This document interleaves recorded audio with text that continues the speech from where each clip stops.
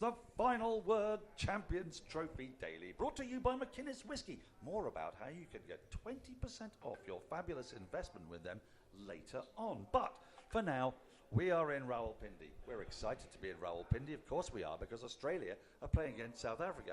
What a lip-smackingly gorgeous clash this is going to be. It could make such mad difference to what happens in this group. Two evenly matched teams. How did they get on? Well, let's find out with a 30-second summary from Fidel. Yeah, I mean, it was going to be a prospect. The prospect between play and no play was shaping up to be a good contest in the morning. It looked like cricket was going to win out because I woke up, cloud, it was fairly dry. There was a little bit of overcast conditions. But as the day went on, rain just kind of imposed itself. And scintillating little drizzle shower at about 1:30. There was a lot of tension through the ground whether the covers would ever come off, but eventually kind of rain just established its class, and we got a washout that the teams ended up sharing the points. It's about as much as I can say about that. So there you go. That's be careful what you wish for. That's basically what we've learned. It was probably closer than the India-Pakistan match we last covered together. Well, it was probably more jeopardy. It's the tightest match I've seen in the entire tournament, I've got to say. But it's thoroughly miserable. I've come to Pakistan and it's rained. It never rains in Pakistan. Well, apparently it rains 80 days a year in Rawalpindi. Yeah, last time I was here for a test match 2019, rained every single day. Did it? And Dhananjay De Silva has the record of scoring 100 across 5 days. He started playing on day one. Oh. There were rain interruptions every single day. Yeah. You go upstairs and look at that board, the honors board. There's a Dhananjay De Silva 102 not out. Completed the 100 on the 5th morning, I believe. Well, there you have it. Well, we didn't get anything quite as scintillating as that. It does have ramifications, though, and I'm going to tell you all about them now. So sit back and listen as I very badly explain what this means for this group. Now, first of all, I'm going to preface this by saying the other group, it's boring by comparison. We know exactly what's going on. Pakistan are out. Bangladesh are out. India are going to play New Zealand in a meaningless game because it doesn't even decide which semi-final they play in, really. It determines who their opponents are, although we don't find that out for a few days to come. We know India are playing in Dubai. We know that New Zealand are playing in Lahore. So forget that group, you're dead to me. You're nothing. You're a shit group. This is a group of love. This is a group of what nerves going off out there. Well, I'll tell you. The two teams today who didn't play, Australia and South Africa, they now each have 3 points. This gives a great opportunity for Afghanistan. Oh, and I suppose England as well, if you think that they're capable of winning a game of cricket. But it gives a great opportunity for those two teams. If they win their last 2 games, Afghanistan, of course, they will be playing against Australia, whom they so nearly beat in the World Cup in Mumbai back in 2023. And England, if they were to beat Afghanistan and then beat South Africa, that team would go straight through. They would be in. It wouldn't be possible for 2 teams to have more than 4 points. That would then put either Australia in jeopardy if Afghanistan beat England and then beat Australia, or it would put South Africa in jeopardy if England beat Afghanistan and then beat South Africa. Are you following me? Are you following me? It's really very simple. But for fans of Afghanistan and for fans of England, this was the best no result possible. I think that pretty much covers it. Very well done. I would also say that I've been quite disappointed by the nature of the rain here today. I thought it lacked variety, and I think that's been a problem with Pakistan generally. There's not enough mystery rain. It ranged from mizzle to drizzle. Mizzle is a word that you guys use in the UK a lot. It's too-paced. There was no attempt to have like the thunder slower shower rain followed by the quicker rain. Yeah, just in Sri Lanka we do the dramatic rains pretty solidly. So yeah, I gotta say Rawalpindi can definitely up its game. I think as a fiercely proud Sri Lankan and a fiercely proud Englishman, we can definitely say our rain has got Pakistani rain beat, right? And it's not bad enough news for Pakistan already, having performed so dismally poorly on the pitch. It now turns out that their weather is shit as well. So we are going to use a little bit of this time to reflect on the tournament so far. And I'm going to start in the group that's had the most games, because that's the obvious place to start. Fidel, it seems to me, and it's not just because of the results, that India and New Zealand have been, by a little bit of a distance, the two most impressive sides in the tournament. My question to you is that because they've played, by a distance, the two most unimpressive teams in the tournament? Yeah, I mean, certainly for India, I mean, those are the two games I've covered so far from the ground. Bangladesh lost that match in the first 40 minutes. Pakistan's unambitious kind of batting never really was going to test India. So I think we don't really know how good India is because they haven't had a team that was really prepared to push them. That New Zealand-India match, if anything, I know that it's not a live game per se, but that's going to give us a better indication of where exactly those teams are heading into that business end. So I think New Zealand, the way they're playing and the way they tend to play in global tournaments, they tend to find those little gaps in people's armor, and they kind of wriggle through them into the semi-finals. And they will come up with something against India. I'm sure we have the data that's how they like to play big tournaments. That they like to, they know that they're a team that isn't necessarily going to blast others out of the park playing conventional cricket. They're going to do something a little bit interesting, a little bit out of the box. And yeah, I'm looking forward to. I know that again that it's not a game that's going to decide anything, but I'm looking forward to how that one goes, and it'll give us a gauge on how strong everybody is. Now, I guess the next question I'm going to put to you is one that I'm going to half answer myself, and it's why are those the two best teams? And for me, the reason is that we grow up now on a diet of T20 cricket, where we all know that if you're going to win a tournament, you've got to have the best bowling attack. Doesn't necessarily win you every game, but you need to have 4 good bowlers in a T20 side. Bowlers win tournaments and batters win matches, as Azhar Mahmood once said. Absolutely, and it's a cliche worth repeating, but only so often. Yeah. Now, the thing is that you're even more exposed, it seems to me, we're discovering in 50-over cricket, that if you've got 3.5 really good bowlers, for the simple reason that you've got to bowl 10 overs at least from your 5th bowler, the sides that don't have that flexibility are the ones struggling. I look at the way England weren't able to defend 350. I look at the way Australia conceded 350.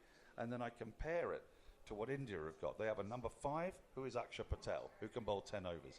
They have a number 8, who's Ravindra Jadeja, who could bat in the top 6, who can bowl 10 overs. They have Hardik Pandya, who frequently bowls 10 overs, who's batting at number 6. So when you've got that glut of really effective all-round cricketers in the middle of their lineup, and then I compare again with New Zealand. They have Bracewell. They have Phillips, who my sometime podcast partner, Stephen Finn, dismissed Glenn Phillips a couple of years ago as a bits and pieces spinner. Well, he's a bit more than that. So when you've then got 3 spinners, you have Santner, you've got Bracewell, you've got Phillips, on top of O'Rourke and Henry, then you can take wickets in the middle overs, and we saw it in their performance against Bangladesh yesterday. We saw it against Pakistan. And the sides that are struggling, it seems to me, are the ones who are really struggling to be effective in those middle overs, because it doesn't really matter if you pick up a couple of wickets in the power play. If you can then allow a partnership of 150 by simply knocking the ball along the carpet and going at 5 and a bit and over, well, that's the formula, isn't it? And to me, those two teams have got it. Can South Africa and Australia, or even England or Afghanistan, threaten those two? Yeah, I mean, interesting. It's a really interesting development in the strategy of ODI cricket. 15 years ago, we were all talking about the boring middle overs. Yes. And how they were so dreary, and the things used to happen at the power play and at the death. But now they've just become such a kind of canvas for strategy and good strategy. And you're 100% right. It's that versatility that India. You think about Washington Sundar isn't even getting a game. He would probably be in almost every other team in this tournament, except possibly New Zealand. Yes, except New Zealand, who have someone like Glenn Phillips, who, far from being a bits and pieces player, is probably very, very good at all 3 of the disciplines. And now saves you 38 runs in the field. I do, yeah, exactly. Probably the best fielder in the competition. I rate his bowling; he gives it a serious rip, and then we know that he's a manic batter when he gets going as well. So. Those kinds of players, Santner, I think, is a captain that I rate as well. Just seems to be there's just nothing, a little bit, or in the kind of Kane Williamson mold, nothing seems to faze him, and that's kind of almost the captaincy tradition that New Zealand have had since Brendan McCullum. And they're always one of, if not always the best led team, one of the best led teams in these big tournaments. And their runs to the semi-final and the consistency of getting to the semi-finals has laid that out. We have the data that they do that. I think those are the two teams that, I would love to see in today's game. I think Australia and South Africa probably have more gears than they've showed us. And Clausen might have been back today as well, mightn't he? Yes, which would have been fun. Yeah. So it's today would have given us a better indication if they had played the game what these two teams are capable of. Right now, I would say those four teams, are the ones that I suspect are going to end up in the semis. With our outside chance of England. Yeah. Okay, now I'm going to ask an existential question, because one of the great joys of having a rain delay is that we can wank on endlessly about whatever the hell we feel like. So, 50 over cricket has an existential problem, and I've been asking myself the question, why does it have an existential problem? Because actually, when we do 50 over tournaments, and it's always tournaments these days, I mean, I know you as a journo get to do more of these games, but increasingly there's less bilateral one-day cricket that England play, certainly. So I don't get to see one-day internationals a great deal outside tournaments. And so I'm so used to the rhythms of a T20 that is it, as my colleague Atif Nawaz said, that I'm just like spoilt by the fact that T20 games often go down to the last over, and that actually for years and years and years, games have been decided with 14 balls to spare or by 35 runs. It's just that now we think, oh, that's a bit one-sided. Because you do have more narrative flow in a 50 over game. You have the opportunity to come back. If a side has got a lovely rounded outfit, like we've already discussed with India and New Zealand, then there's a chance for the narrative to twist suddenly one way, to go back another way. Whereas in a T20, if someone scores 100, they kind of win the game as a general rule. It's very hard for the bowling side to sort of like to claw it back, or for the batters then when chasing down, that target can just be too much. So is the existential crisis of 50 over cricket that we have become useless, slobby brats, demanding that every game has to be really exciting, and unless it ends with 4 balls to go with our nerves frayed and our blood pressure going through the roof, we don't care anymore? I mean, I think the part of ODI cricket that I really enjoy is watching a bowler settle into a spell, watching a battle really unfold, when there are two players who ideally in good form or well-matched, watching someone bowl 3-4 overs at a trot against a batter who's struggling against them. Because they get a chance to get into a spell. Exactly, this is what another colleague of mine, Alex Hartley, was saying. There's the opportunity to watch a bowler actually develop and grow rather than just bowl an over of all sorts. Yeah, absolutely.